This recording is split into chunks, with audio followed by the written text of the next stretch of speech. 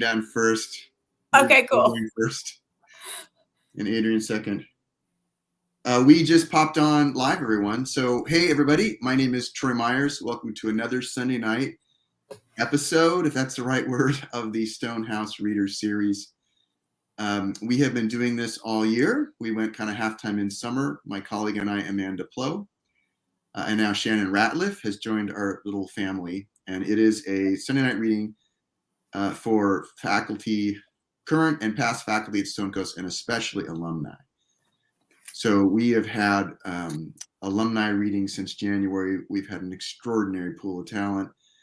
I've got to make new friends, very exciting for me. I graduated from that MFA program in 2015 in poetry.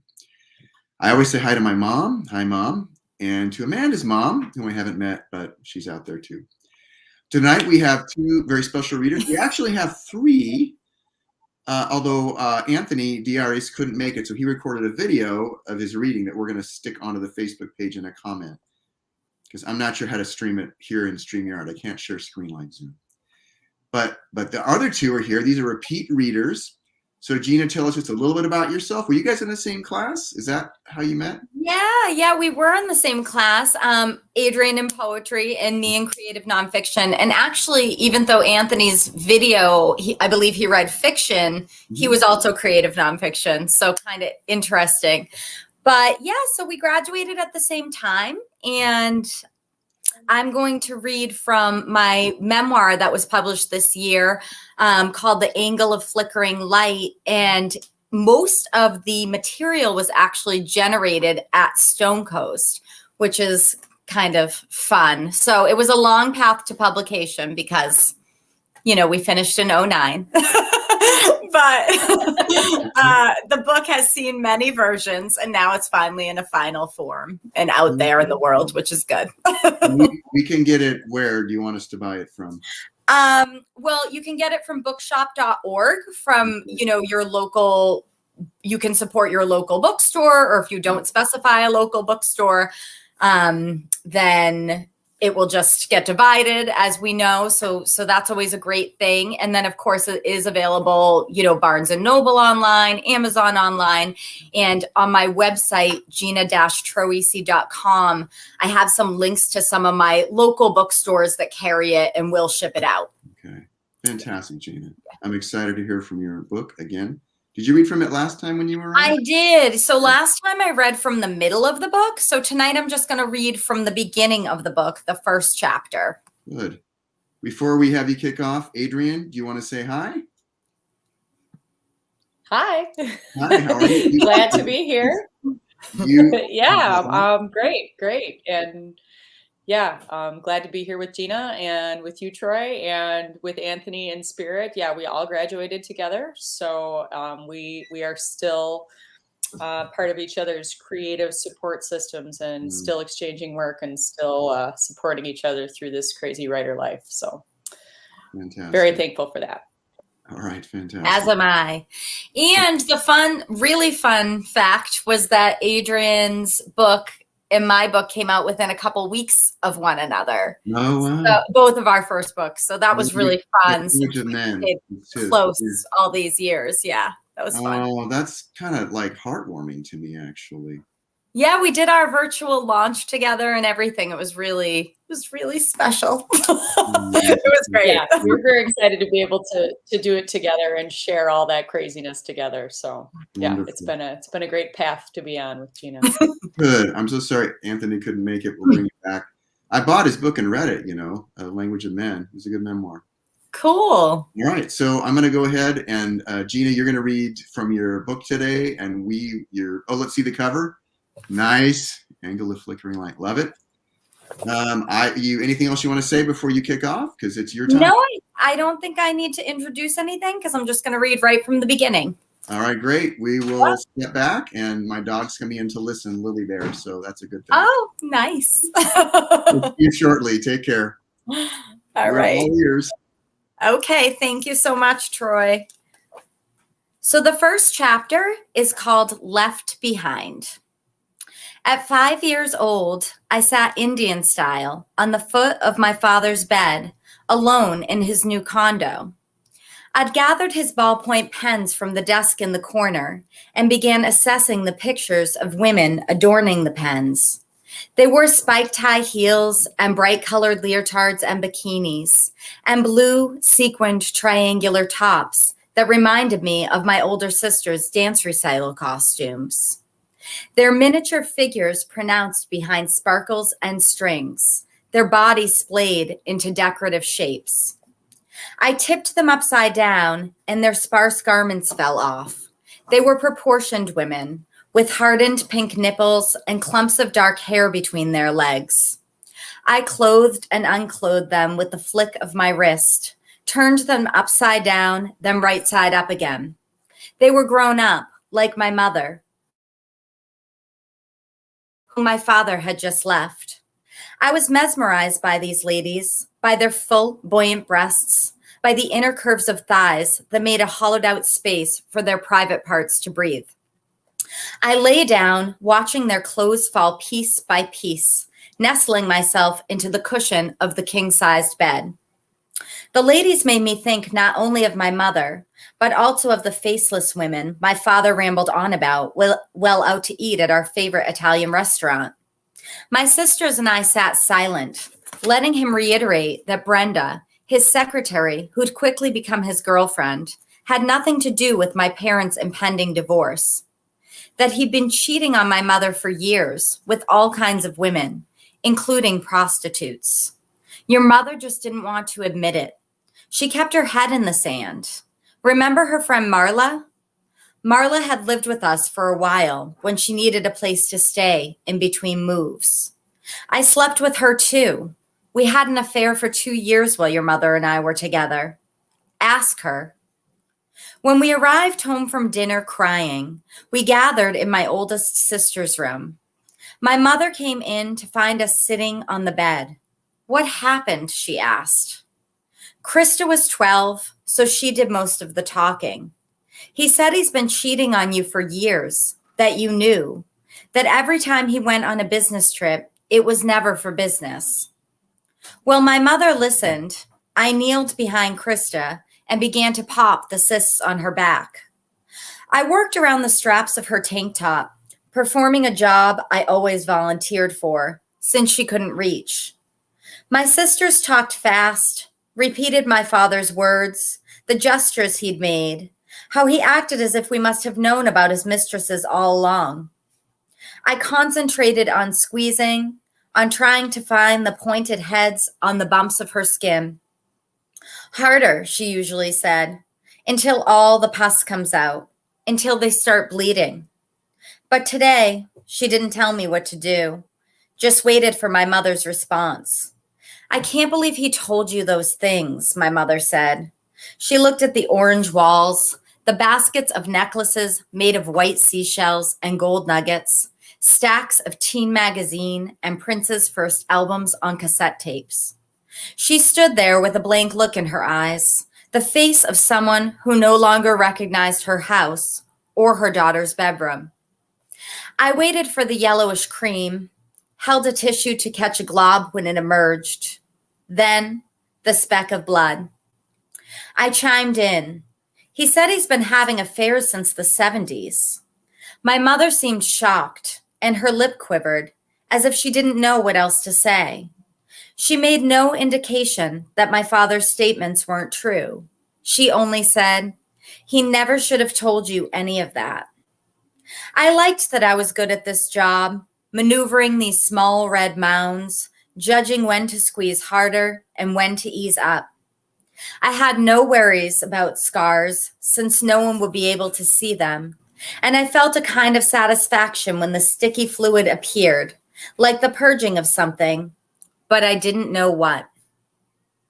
I thought of when my father lived here with us, in this brown house on a cul-de-sac, where I built snow igloos and plucked frogs from ponds with the neighborhood kids.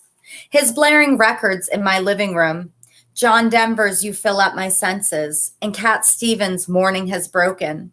His teaching me how to scramble cheese and black pepper into eggs. His arriving home from a trip to Japan with red, blue, and yellow kimonos for my sisters and me. his taking us to pick out a Christmas tree each year. These memories had suddenly become tweaked and clouded, sideswiped by thoughts of the women he was with on the Japanese vacation with his buddy, who was also cheating on his wife. And a few months back, when he and my sister came home from picking out the Christmas tree, and she, not understanding that it was a secret, said, "Brenda got the good one." My mom's head jerking toward him, her face hot with anger. Already, I had grown used to my father's absence. My mother still drove me to kindergarten, the Little Friends Learning Center, in the mornings. When she picked me up in the afternoon, she still wore her jogging clothes, and we still sang along to Lionel Richie's All Night Long and Laura Branigan's Gloria on our way to pick up my sisters from dance lessons.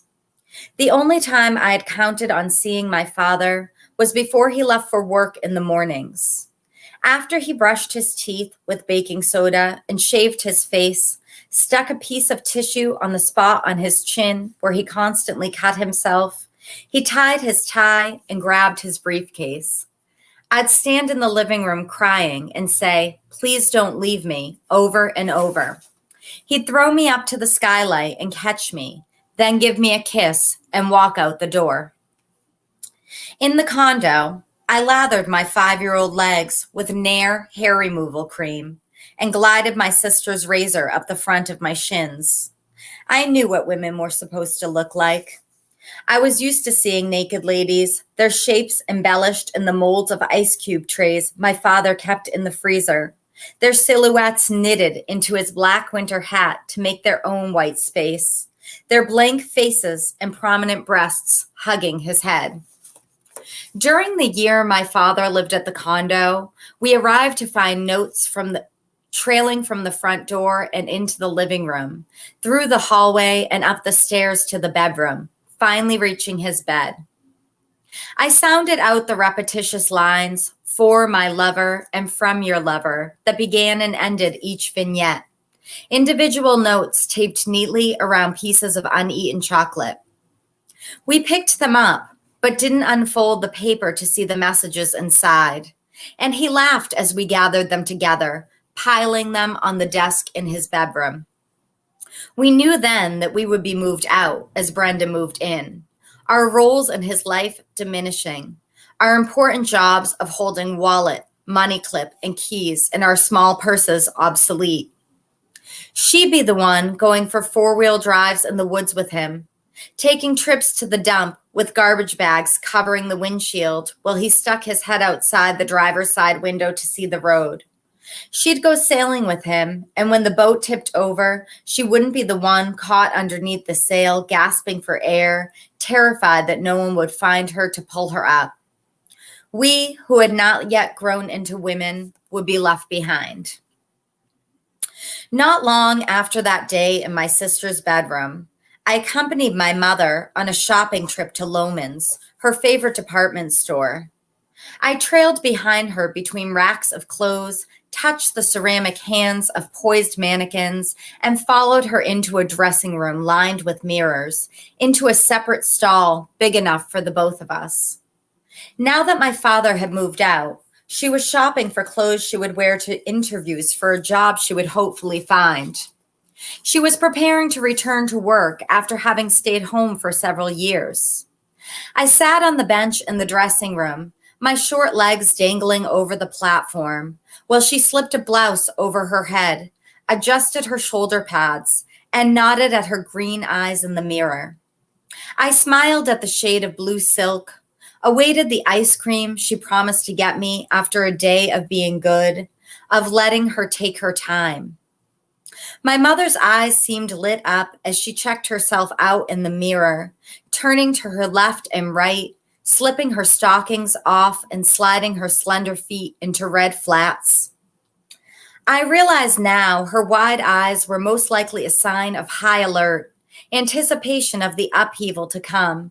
But that day, my world consisted only of my mother's bright eyes and the mint chocolate chip ice cream I would eat in a few hours. On some level, I must have known that my father was probably off with his mistress, or possibly late to pick up my sister, who sat at dancing school alone, all of the other kids gone, wondering if he'd ever show. But this was beyond my peripheral vision. Within my lens, in this radiant dressing room, with my mother's smooth skin and potential new outfit, everything still seemed possible. And I think I will stop right there. Thank you so much for listening. Oh, gosh, Gina. Are you sure? You don't want to read any more? Such compelling writing. We only have 2 readers tonight. I mean, I can read a tiny bit more if you'd like. Yeah, that's what I'm voting for. A little more. I want to hear more. Okay. All right. Thank you so much. I'm almost to the end of the chapter, so I'll finish the chapter. How about that? When my mother needed a break from tending to 3 young children, which was often, she dropped me off at my grandparents', my father's parents' house. It was a heart-colored house in a quaint green neighborhood in Massachusetts. A ranch house with white shutters and perfectly manicured hedges that lined the neat square patch of lawn. I played waitress there, using clear glass ashtrays, some of which I left empty while filling others with egg-shaped gelatin candies. They were sugar-covered, as if sprinkled with shards of crystals. I placed them on coffee tables in front of imaginary people sitting on the love seat and on end tables. I created stacks of clutter, stashing the small dishes in corners of the house like jewels. My grandfather, Nanu, received the empty ashtrays with delight. "Thank you, Gigi. This is delicious," he said, opening his mouth wide to accept invisible salads and chicken soup, scooping them up with imaginary forks and spoons. My Nana, Regina, sat with crossed legs, holding a cigarette between her first and second fingers, the paper around them staining her flesh yellow. I envied her ritual, fixated on the red, glowing ember, smoke rising from the smoldering paper in her upturned hand, and I fantasized about taking a puff or two. It was around this time, when I was 7 or 8, that my father taught my sisters and me how to smoke. The 3 of us surrounded him in the house of a family friend, while he, whom I'd never known to smoke, lit a cigarette and passed it around so we each got a turn, coached us on how to inhale and exhale. My sisters coughed and complained of the taste and smell, but the paper felt at home between my small fingers. I crossed my legs, let them dangle over the chair, breathed in and out with skill. Nana offered me patchwork ice cream topped with vanilla cookies, which I eagerly accepted. Together, we watched black and white murder mysteries on television, and I fell in love with Perry Mason. She'd let me sit in Nanu's recliner, and I'd tuck myself into the large seat wearing her rosaries around my neck. The onyx beads busied me for hours as I recited Hail Marys and Our Fathers. When Nanu finished painting on canvases in the basement, he'd come upstairs to listen to me sounding the prayers and smile. "Did your grandmother teach you that?" When I was done, he'd tickle me until I fell out of the chair, until I was exhausted from laughter. My Nanu glanced in his wife's direction with love, his mouth curved in a half-joking grin. "What do you think, Reggie?" He'd playfully poke her in the ribs while stirring homemade tomato sauce and fling a dish towel over his shoulder. It would land clumsily across his neck, and she'd smile. He hugged her for what seemed like minutes.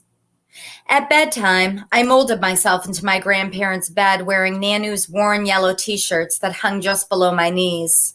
He'd pinch my cheek while I said my prayers and say, "Ciao, Bella." When I was done, I'd curl up next to him with my head on his strong shoulder and fall into a deep sleep. Okay, that's the end of the chapter. Thank you so much. Thank you for that last bit. That is such powerful writing. Thank you, Troy. Yeah, I actually ordered your book while you were reading. Oh, thank I want to you. read the rest of it. Gosh, so you said you started that at Stone Coast? I did. So that was more than a decade ago. You were a student, right? Yeah, from 07 to 09. Okay. but I started it as separate standalone essays. So I did not at all know intentionally at Stone Coast that I was indeed writing a memoir from beginning to end, you know? Yeah. I think Anthony Diaris did it that way in his book. I think that's a cool way to do it. Yeah. It lets you focus on each piece so closely. Wow. That, I drop into the show coming from the reading, coming from all kinds of things in life. And sometimes, like, as soon as you start reading, I'm like, whoa, this is reality. Right? This is real. It takes a lot of courage to share that kind of material. Yeah. Yeah. It was a little terrifying, but I got through it. Are any of the characters alive? I apologize if I asked you that before, but oh no, that's okay. Yeah. So pretty much everyone in the book except for my grandparents are alive. Well, there's an uncle in there who had passed away and, at 39 years old. But yeah, pretty much everyone is alive. Your father is alive. He is alive. Yeah. Has he read the book? I don't know. Okay. That's okay. All the more courage. Yeah. Those experiences while your parents were still around. Yeah. I don't know. I mean, we haven't been in each other's lives for a long time. So it's sort of like, who knows? Yeah. Okay. Well, thank you again for sharing. I will read and finish your book. Thanks, Troy. The rest of it, I think it's the writing. It's the sensory details are very concrete, and it's heart-wrenching and educating. I want to say at the same time. Thank you so much. Yeah, Thanks for having me. Oh, of course. You're always welcome back. Thank you for coming on, and we'll see you again soon. Sounds good. Take care, Gina. We'll bring you back at the end if you're still here, and you guys can reflect, and we can all pick on Anthony for, the video, a bit of live reading. All right, thank you again. I will bring up Adrienne. Everyone, if you're just joining, my name is Troy Myers. I'm a graduate of the Stone Coast MFA in Creative Writing at the University of Southern Maine. Starting last January, a colleague and I from the program decided to kick off a reading series as a way to respond to the isolation, really, from the pandemic, and get old friends together and hear work from alumni across the country. We've had almost reading almost every week. We went a little slower in the summer. Last week we had two prior faculty, Ted and Annie Deppy, reading from Ireland. We've had Rick Bass on, current fiction faculty. And tonight we have two classmates who graduated in 2009, Gina Troisi and Adrienne Wallner. And I'm going to bring Adrienne up right now and see what she's got for us. I'm excited to hear her work. Hey, Adrienne, how are you? Hey, Troy. I'm great. Good. Thank you. Good. So that sign behind you, the Rocky Reef Resort. Oh yeah, that's a place up here. Well, that used to be up here in the Northwoods. It's one of those things that you find if you go to the right antique shop on the right day. I thought maybe you just like ripped it off the wall and brought it home. Not this one, no. And Adrienne, you do live out in the country a bit, right? Tell us where you're at. Yes. So I am in a little town called Hazelhurst. I live in the Northwoods of Wisconsin. So yes, okay. I live in the woods. So I apologize if my internet is not super stellar, but it's just part of living in the woods. Yes, we know that from having Rick on. He had to go to that local hospital, I think, to get stable Wi-Fi. So I'm glad you could join us. Oh. How far are you from Green Bay? From Green Bay? Yeah. I'm about 3 hours from Green Bay. One of my best friends grew up an hour outside Green Bay. His parents are still there. He's from Wisconsin. His family is still back there. And I'm sort of I'm a fan when I pay attention to football. So. Yeah, Packers are playing any minute now. So I'll be jumping into the game after I'm done. And they're playing the reading here, 49ers, so. which is where I live now, NorCal. And I hope they Uh-huh. beat the Niners, but I don't share that widely. But we'll see what happens. So what'd you bring tonight to read, Adrienne? So I'm going to read from my new book, To the 4 a.m. Light. It's my debut poetry collection. It came out in March. It's from Finishing Line Press. And much like Gina, quite a few of the pieces that are in here were things that I worked on in Stone Coast. And I brought a couple new things with me too. So we'll see how I feel after I read a little bit out of here. I brought some other things as well. So but most of what I'll read will be from this. What? And when did the book come out? It came out in March 2020. Wow. During the pandemic. Yep. So it just came out. Fantastic. Well, I'm excited to hear the work, and it's all your time, Adrienne. Let's hear what you got, and go Pack. All right. Thank you, Troy.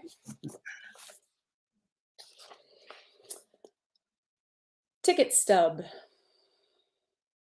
It was when my stomach folded into an origami crane and my eyes poured slowly from their sockets, viscous enough to be spread over stale cakes and saturate each to saccharine pulp, that I removed my lungs and placed them in the middle of the living room floor. Right lung was slightly larger than left, I noticed. Had I panted less with left? Had right been greedily bellowing in fright and sex, shoving twin kin aside with each gasp and heave, relegating left to whispers and hums? Or was left just lazy, only inhaling when I was dormant and drowsy? I left my lungs in the living room while I made a cup of coffee, not caring who might step on or over or who would even notice. I didn't need to breathe anymore. It weighed me down. And I was prepared to press on without right lung or left lung or the insistent nuisance of respiration. I sipped my coffee and poked at my lungs with the handle of a spoon. Such a useless mound of tissue. I think I might fill the hole with an electric fireplace, or perhaps leave it empty and charge admission.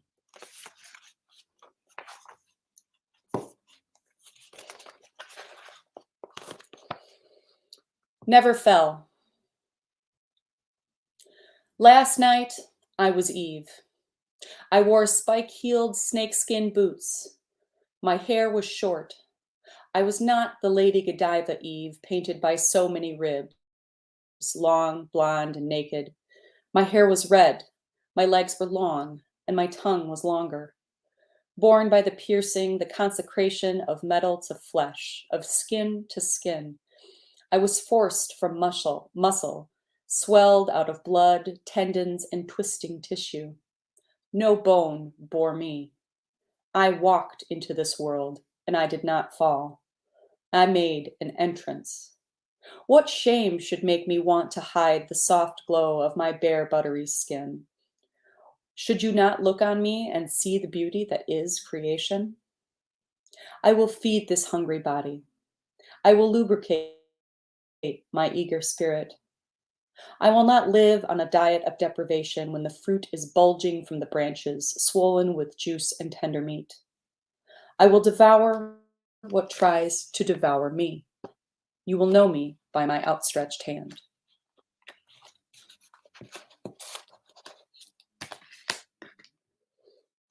Syncopation. We began as bluegrass, happily clattering up and down, tumbling in and out of sharp, spooling notes of newness. Our bass was even, a gentle thump like soft shoes pacing grassless ground. Our fingers fiddled, laughing and tickling the air until we found sex's easy harmony. We were simple, on time, in tune, drummed up and tightly strung when the cadence changed. Our strings began to snap jazz, smooth and swift like the swinging current of a dammed stream. Our sporadic solos suddenly sprung out of low melodies and wove between us like amplified snakes, striking cymbal hisses, our bodies composing a fantastic cacophony of crashing, percussion, snare, bass, tom, screeching, string, song, mic, blasting, trumpet, keys, sax, winds, wailing, bawling, pounding, music unplanned, unwritten. We were brass, drum, wood, string, metal, voice, and skin, all playing together. No chords or rhythm. We are all volume and noise. Our coda, unmarked.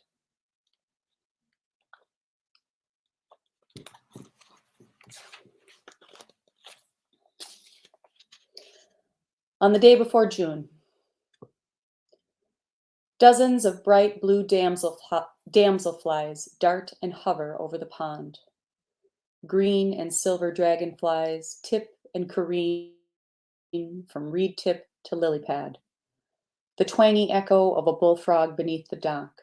A slight splash where I am not watching. Breeze blows across the pond, ripples folding and flooding over themselves.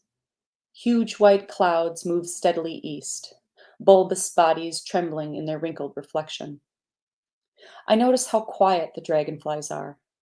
Unlike the buzzing bees and dive-bombing flies, the dragonflies cascade through the air with barely a flutter sound, with wings that gently whisper a cellophane crinkle. I startle a slender snake from the marshy edge. It's gone before I realize where it's going. A yellow swallowtail butterfly glides overhead, and then another. They disappear on the breeze as quickly as they came.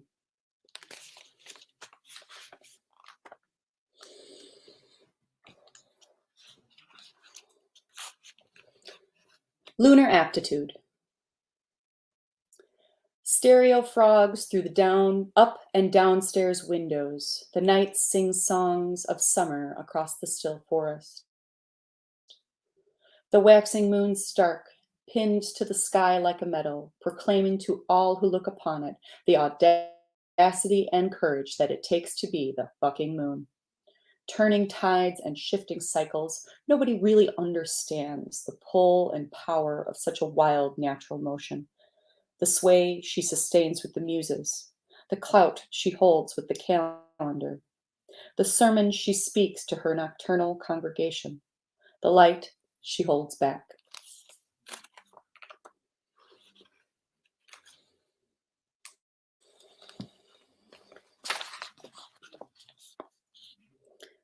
Outside Canyonlands.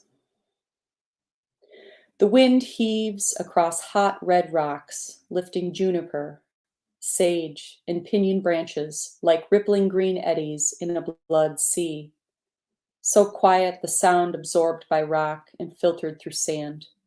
Tan and brown lizards dodge and scurry from ledge shadow to rock hole, toes and tails that move without sound, unlike our flat, flopping feet that give us away with sand slides and pebble cracks. You pore over maps while I listen to the landscape, both of us plotting ourselves across open terrain, seekers in a naked terrain, travelers exposed. Silent busts of stone perch atop skirts of sand and debris that seem to crumble, then regain composure into hoodoos, columns of color and shadow remaining erect amidst the rubble. Dusk reduces the desert boil to simmer, and I exhale, at last able to handle the heat. Reclining in a rock nook, I feel the power beneath the shelf of sun-baked stone, heat possessed in wind-blown curves and eroded crevices. After sunset, the moon and stars ignite the desert white. We press our bare skin into the shadows and brace against the rocks. Sand and pebbles push into my palms as you thrust me deeper into our unseen alcove, the only campers on this western flank of Hamburger Rock Campground. The sound of sand sliding beneath us seems to echo across the open desert. I arrest the gasps in my throat before they betray our exertion. Naked, seeking our terrain, we are travelers, exposed.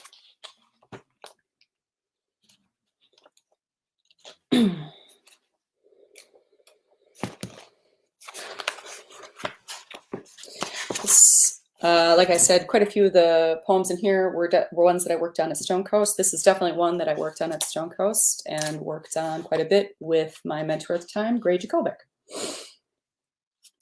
Tomato soup. Sitting alone in the a tea room, I thought I heard Andy Warhol talking about spiritual growth behind a Grecian urn across the room. Andy's voice was like spoiled milk, dribbling soft and thin, then sinking like wet sand. I listened and thought about growth in neon colors.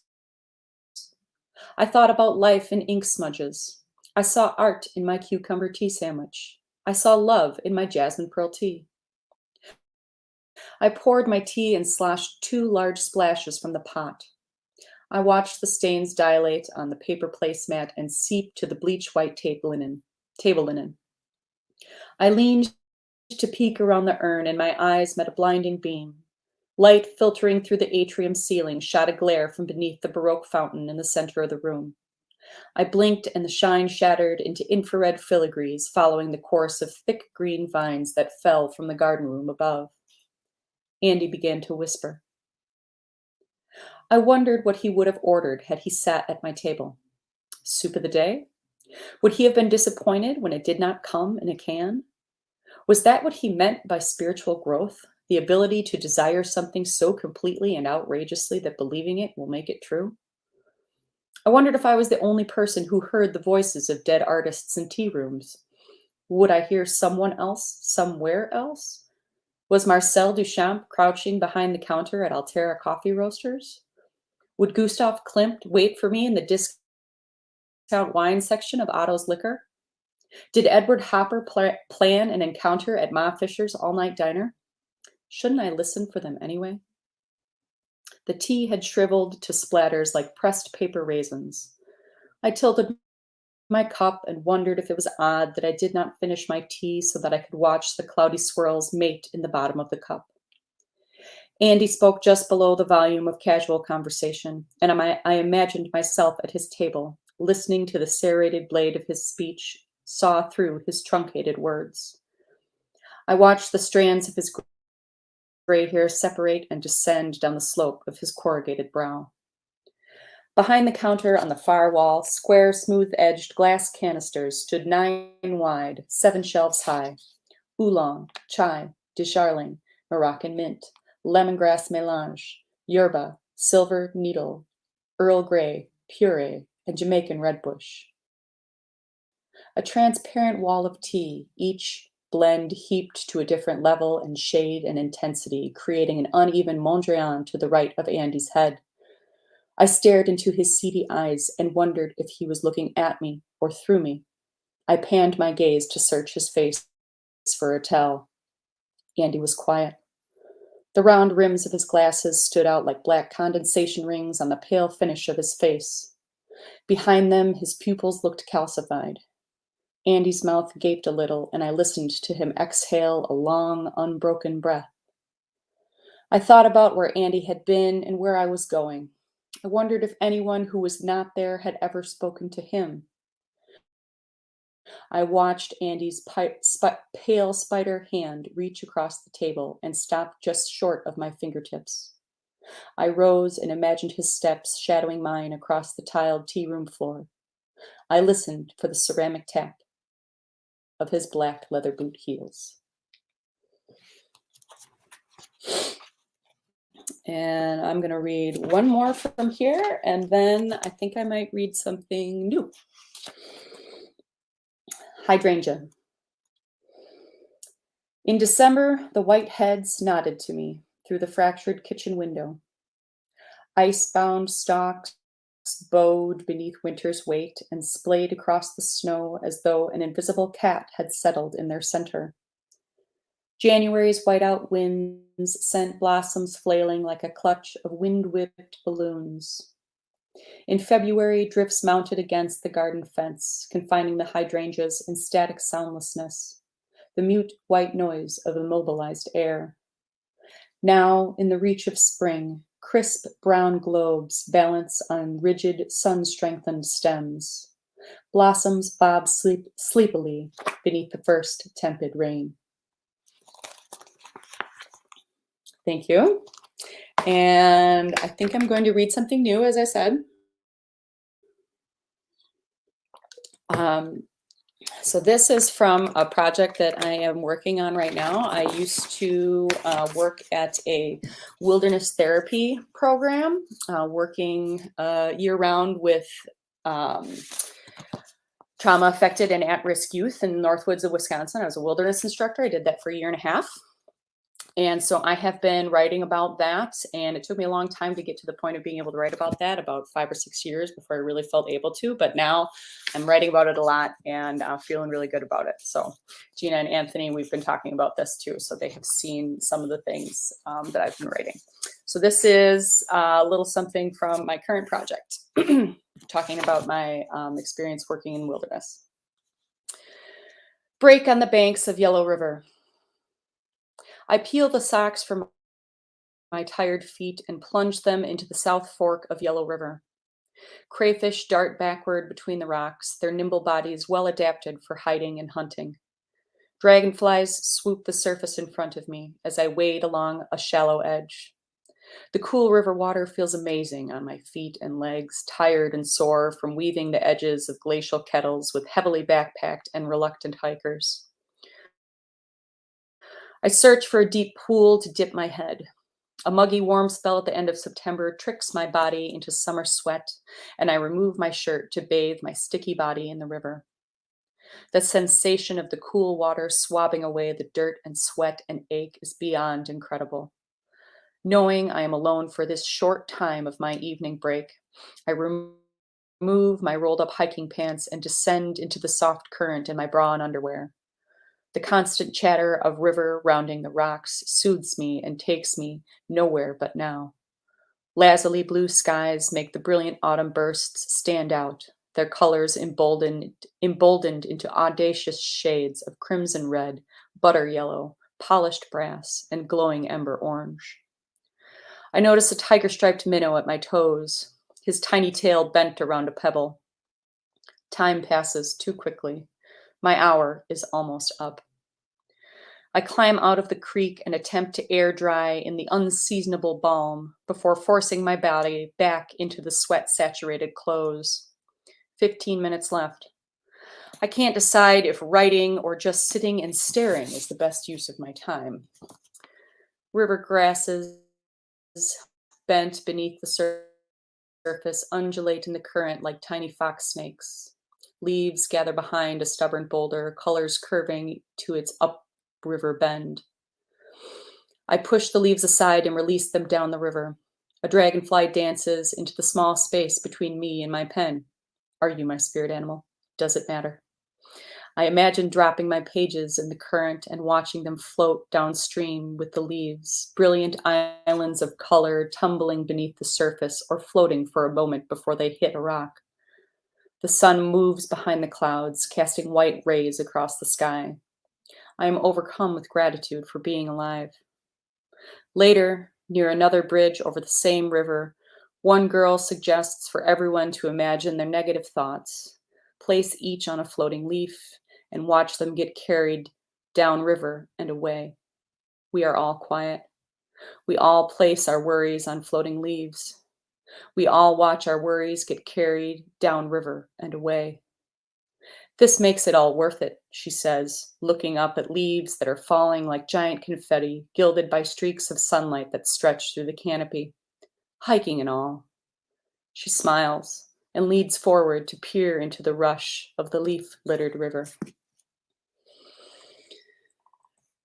Okay, and I think I can read one more quick one.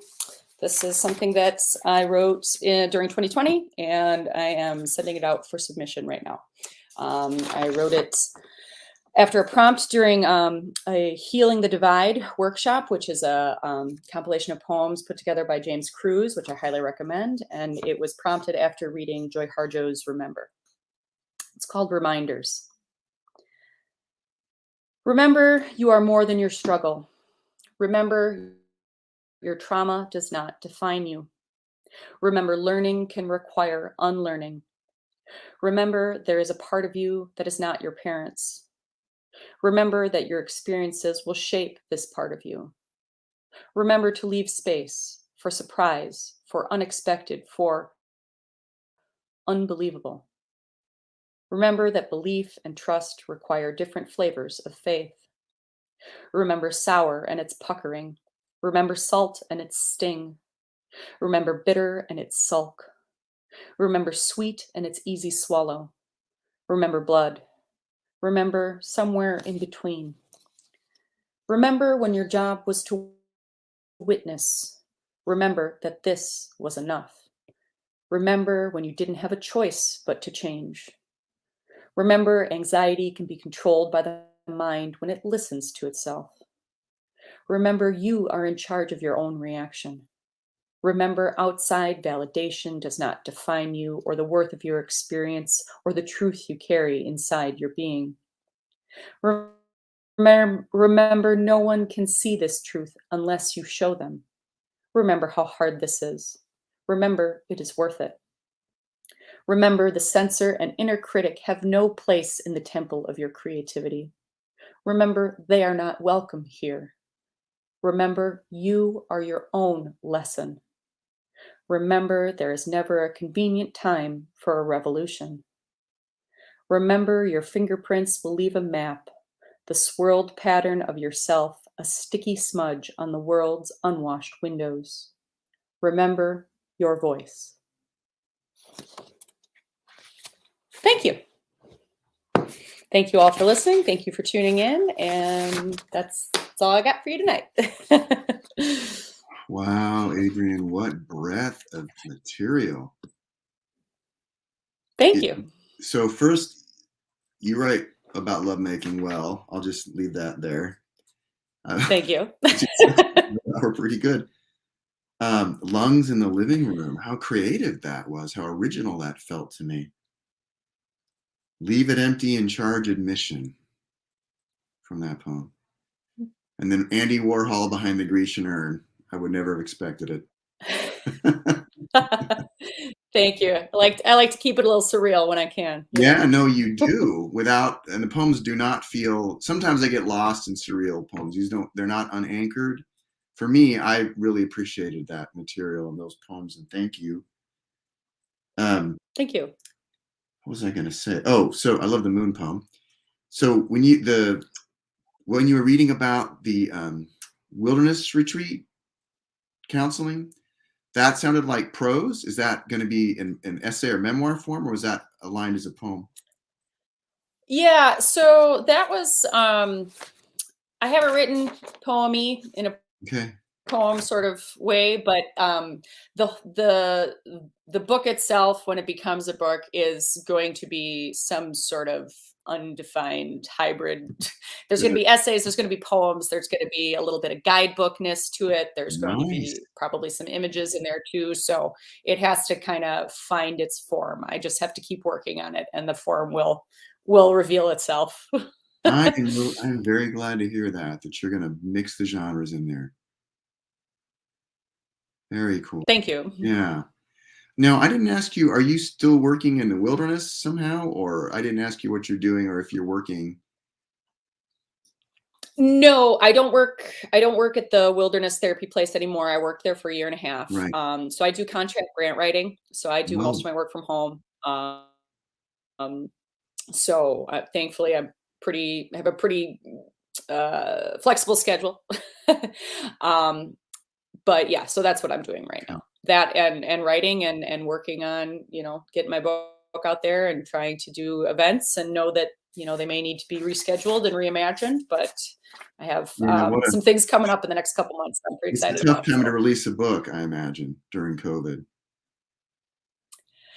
Yeah, I mean, it's funny because, and I know Gina would agree with this, when we found out our books were coming out in 2020, I definitely had people that were like, "Oh, I'm so sorry to hear that because it's so difficult right now," And I was like, yeah, I mean, I appreciate that. And yes, it's not the same. Like, it's not, you can't just follow the traditional guidebook of, do it this way. Mm-hmm. But honestly, like, there's been some challenges, but it's also been kind of fun to be able to do things in a different way. And like Gina said, we did our book launch online together, which we never would have done if we had been doing it alone. And we had someone singing live music. She had Anthony introduce her. I had Tim Siebels introduce me. And like, there's no way if we weren't doing this virtually that we would have been able to do that. So I'm trying to find the positives in the, virtual landscape of like book this, promotion. like reading for Stone Coast alumni. Mm-hmm. This would never happen. Exactly. Yeah. Well, I'm so glad Exactly. you're with us, and good luck with the book. It's To the 4 a.m. Light. Thank you. And it's available everywhere out there if you'd like to read more of Adrienne's poems. I'm going to bring back your dear friend, Gina. Hey, Gina. Hi, that was so great, Adrienne.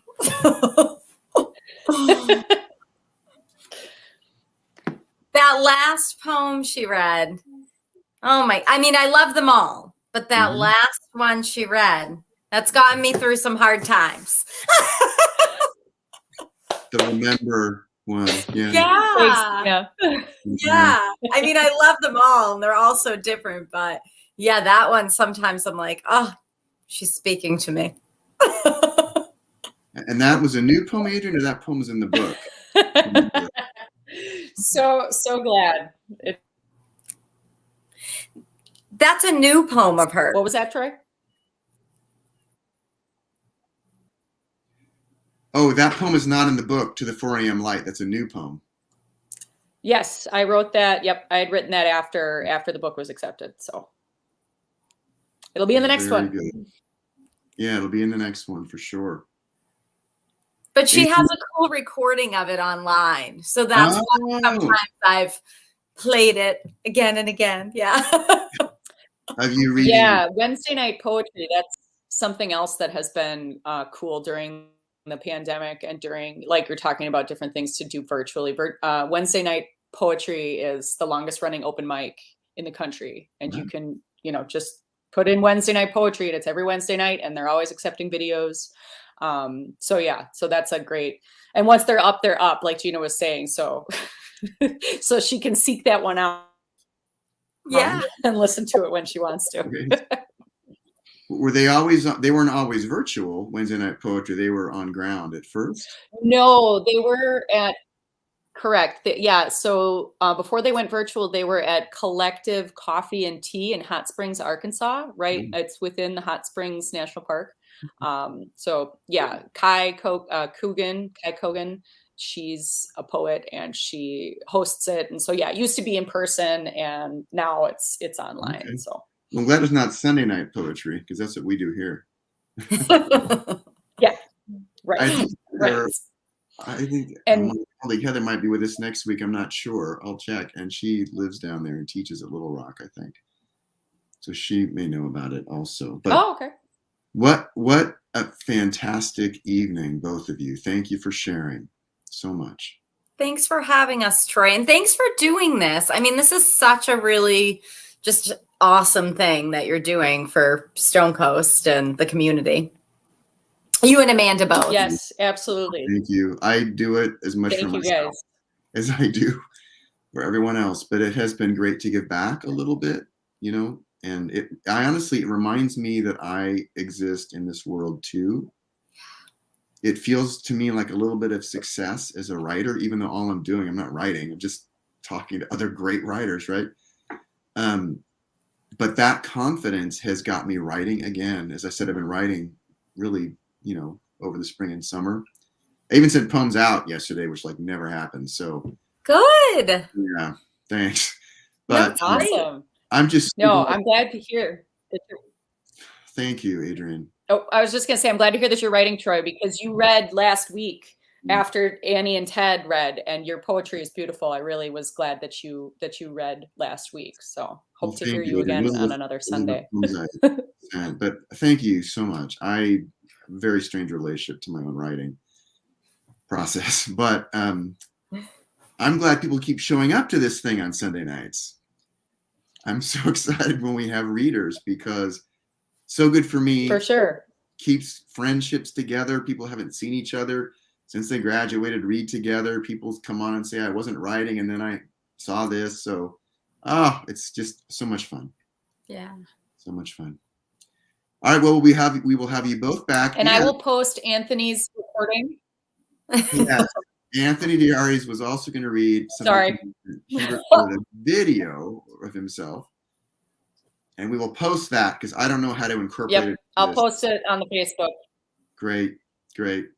I'll post the link on the Facebook right underneath our recording here. So it'll be right there as soon as we get off. Thank you very much. Wonderful time, truly. Thanks all for showing up. Hi to my mom again. And and we'll be on next Sunday night. We have a full slate also. I always forget to look up the names of the readers, but we have readers next Sunday night too. So we'll see you all then. We have a full fall. Take care, Adrienne, Gina. Thank you again. It was a great evening. Thank you. Thanks so much. You bet. Bye-bye. Bye. Thanks, Troy.